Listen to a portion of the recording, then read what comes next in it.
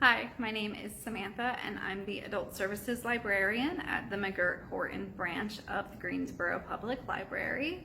As part of our Container Garden series, I'm going to talk to you a little bit today about the importance of garden labels.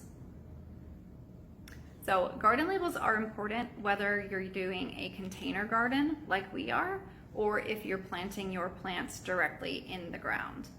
During the early development stages of plants, different plants can look really similar, but it's important that you know which plant is which because different plants will have different requirements regarding sunlight and water. And that is where the importance of garden labels come in. Labels don't need to be fancy or time-consuming to make.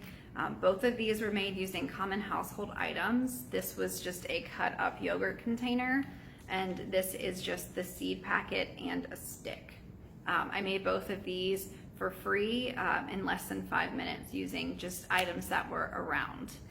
So one good thing about using the seed packet in particular for your garden labels is that all of the information regarding the plant's requirements will be right here, easily accessible. So you'll never have to question how much sunlight or water it needs. So keep watching this video and you can see how Beth, the children's librarian, creates a ladybug garden label using a clothespin. Ladybugs are very good for gardens. This ladybug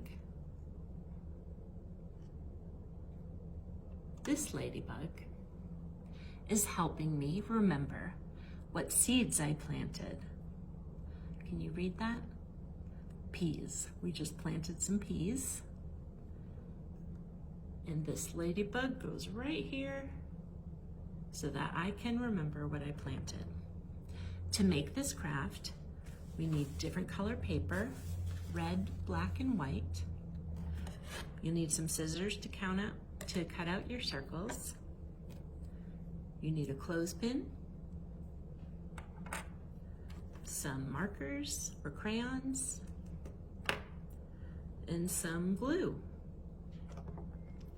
So I've already cut out some circles. We've got the label circle. We have the body and wings of the ladybug, which is just a round red circle. And I have the head, which is a black circle.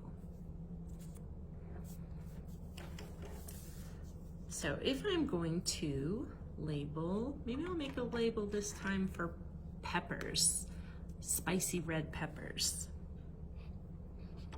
So you can write the word peppers, or you can draw and color a pepper, whichever you would like to do. Now, once you have that completed, let's put some wings on our ladybug. So you take the marker and draw a line right down the center of the circle. So now we have 2 wings because we split the circle in half. 1 circle turns into 2 wings. Ladybugs have spots, so we want to put some spots on our wings. You can decide how many spots. I have 3 on one side and 4 on the other. Now it's time to glue on the head. So let's take whatever kind of glue you want to use. Put some on the head and stick it together.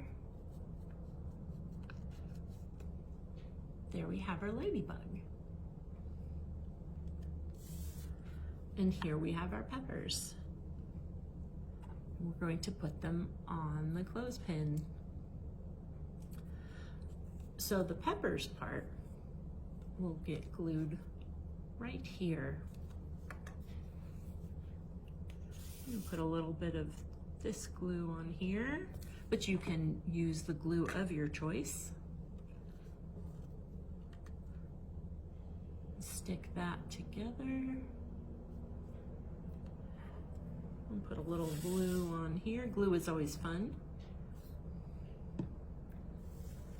Put the ladybug on. And here we have it. Once it has dried, then it will be ready to label your seeds. Ladybugs are great for gardens, so maybe your ladybug can tell other ladybugs where to go.